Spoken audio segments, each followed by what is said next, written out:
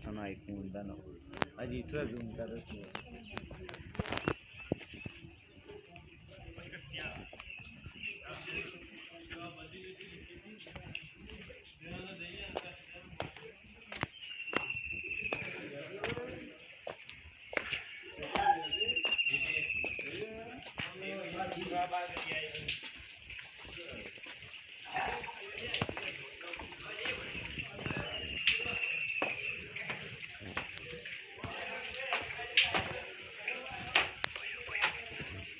पूछो ये कैसे कुआं है।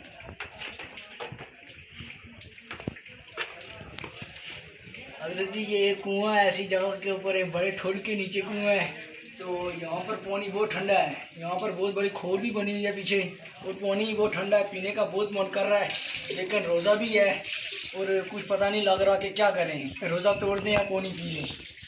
तो कुछ बताओ, ये बहुत बड़ी खोर है नीचे, उधर ये कैमरामैन बताएगा आपको, ये उधर चेक करें कितनी बड़ी खोर है, उसके नीचे ये कुआं बना हुआ है, आप सब देख सकते हैं।